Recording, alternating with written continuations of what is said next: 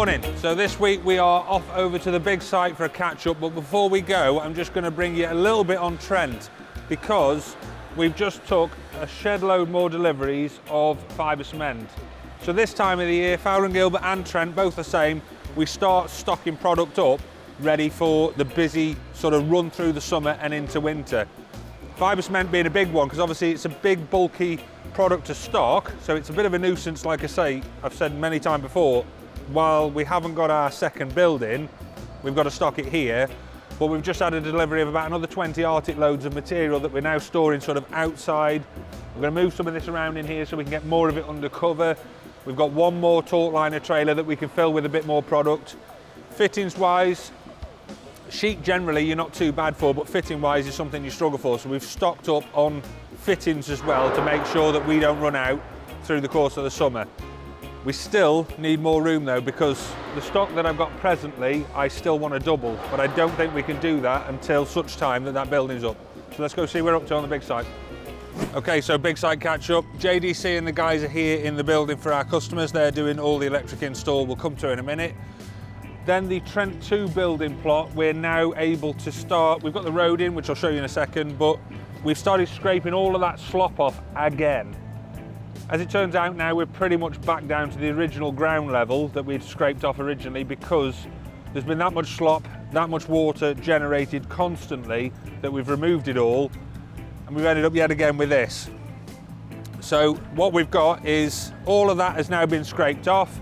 There's elements of stone that are fine because they're on the higher bit slightly. The lower parts of the site where that water is gathered but not been able to get away up until now, that's where it's caused the problem. So all this slop is generated again. So that there is a mixture of just basically mud, water, and there is some stone in there. So what we'll do now is we'll gather that up, we'll put it in the traction trailer, and we'll send it down on top of the railway line down the bottom where we've got some other work to do. And ultimately, I think when it's on the top of the bank, it'll dry out and it'll make, it's not good enough for topping, but it'll make some fill for some of the lower areas that we don't, or we haven't got a lot going on above ground.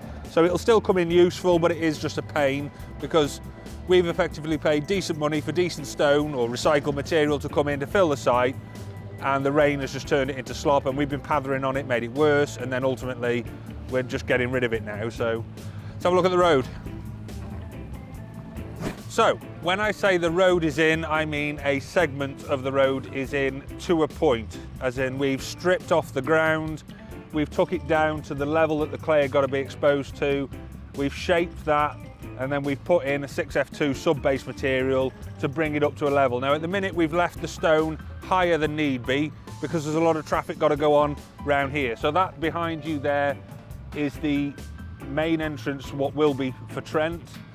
We've got the radius up that end with the entrance to the building for our customer and Trent 2's second side of the building. But before we can get on with Trent 2's building and put the footings in and block the site off, we'd obviously got to put this route in for all the vehicles and all the materials to be able to get from one side to the other, because we're going to block that off as soon as we put footings in. So because we've had such a gutful of all the rain causing all the problems, because the site is like a clay bowl effectively underneath the stone, we've done something different here. We've dug the clay to 2 levels, which is what it was supposed to be, and we've picked the lowest point where the road transitions back up, because there's different gradients on the road. And then at that point, we've dug a little trig and a massive hole over there. We're going to fence that up now. We're going to leave that hole for the time being. All of that site now will drain off and into here. So rather than this turn into a pudding and have to get rid of all the material again like we have been doing, it will now go through that trench, into that ditch, and from that ditch we'll then pump in out for the time being. So what that has meant is now that we can put this in, we've sailed the road slightly past the building for our customer, because that ultimately is going to carry on going further up, but we've got a lot of material up there we need to move. So for the time being, we've just sent that up past so ANMAC can get in and they can do the top dress, the curbing and all the surfacing and drainage works of the road on this section. And then once this section is done, we can then get rid of this, which is not meant to be there. So this is the clay material that we've dug off from here as we've lowered this side of the site for the road, because the road is so much lower than the building footprint or the car parks for either Trent or the building for our customer. It's good clay though. What we've dug out is really good stuff. We don't want to lose that because that is the material that we're going to use to fill some of this site here. Unfortunately, that section of road that takes us to the main road was too wet to be able to transport any of that clay on. So we've had to go from digger to digger to digger, just chucking that material back from here. We've stockpiled it at the minute, we've tracked it in so it's not going to let the water seep through it, it'll run off the top, and hopefully in several years' time, when it's finally dried out, we can then finish using that material to take us down toward the road, go off to the left onto the sides a little bit, use that material up, we can compact it, we'll roll it, and then we can stone that up, and then we can get then the drainage connections in at the bottom. And as soon as them drainage connections are in, we can lose this massive sort of hole that we've got as a catchment pit for water, because all of that water will effectively be drained away. So today is Monday, tomorrow is Tuesday. ANMAC and the guys are here tomorrow to make a start. I'm not sure where they're going to start yet because I haven't had a chance to catch up with Chris this morning. I think they've got some curbing to do around both of these radiuses, the entrances into the car parks. So I think they'll probably start with that, but then they have got a row of ACOs to put in on the car park between Trent 2 and the customer's building. Let's go and have a look inside customer's building. Last little bit actually before we go into customer's said building. These pegs that we've got in now, they are showing us where we've got the main radius curb start, which is the 2 inside pegs. So that's effectively where the tarmac entrance where you drive will be.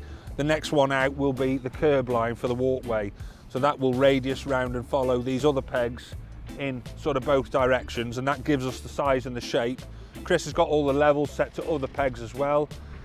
And one last little thing actually on the road, this section of road here, a little bit tricky because we've got the gradient of the road is falling to where I said where we were just stood, and then it eases back up, but we've got to ease it round as well for the time being for access for all the vehicles. So levels wise, it's not the most straightforward to do, especially if you are pretty much brand new to a machine. So well done Sean, because Sean has put this level in and sailed it through. He's done a good job considering he's not a digger driver. He's only recently started going on it. He's had a bit of tutorial from Ditty the digger driver when he's been in at the weekends, but he's done a good job there. These little spot footings here, these are all for either car charging points or they are for the Armco barrier. So the barrier that's effectively going on the outside of the walkway that goes along the side of the building, that's what them pads are for. We'll then put the posts in, we'll stand them up, we'll pin them down with rag bolts, and then we'll concrete round them when we concrete that walkway that runs all the way through. Behind you, there is a difference in ground level because this has not yet been built up because of these chambers and stuff. So in the meantime, because the stone is not high enough to take where we want the concrete to finish, height-wise, we've obviously made these little shutter boxes up. So these will go in place now, and then we can concrete up to the top of them. We're not using excess concrete, letting it spill all over the sides or trying to chamfer it all up. It's just a nice, tidy little job, and then we'll stone round it afterwards, ready to trim through and do the concrete strip. So for us now inside customers' building, there isn't a massive amount. We've still got the handrail to do, which is still being made at the moment as we speak. We've pulled all the rope through all of the ducts that go for the electrics to the inside of the room, to the outside of the room. They're all in. All the painting is done. We've finished off the bits. We've had the door firm back in. The bits that were sort of missing or not quite finished, they've been in and done. I think Window Wayne is in next Wednesday to finish all of the silicone of the windows. And then, like I say, bar handrail, we're pretty much done. So behind you, we've got JDC and the guys in there doing all the containment at the minute. They're doing all of the electrical install. In fact, there's a tool that James from JDC doesn't know how to use, but his men do, to be fair. RAC and the guys, they have finished all of the aircon and ventilation system now. That's all done. Because we haven't got power here yet, we're still struggling with Western Power, National Grid, whoever it is. We've had a big massive generator come down, 3-phase generator, so they've managed to commission all of that now. So that's all up and running and working.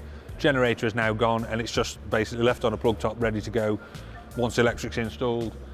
But like I say, in here there's not a lot for us left to do now, so we are literally on the home straight. As soon as JDC have done, then we can finish our bits, we can have all the doors running, and then we can start looking at handing over the building, especially if ANMAC, because I put ANMAC off for a couple of weeks because of the weather again. Now, although we've had a ruck of rain, I think now we've got that road in and we can start getting rid of this slot properly, I think we should be all right now. So I've got ANMAC booked to come tomorrow.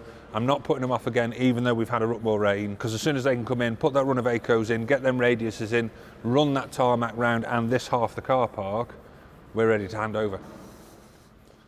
So that is it for this week on the big site. If you like what you've seen, hit subscribe, ring the bell, and we will leave you with a fairly big, actually, on the big site montage of the road and all the bits going on. And we're going to finish off with a little bit of mini Trent. We can keep you stocked up with your fibre cement needs. Montage, boom.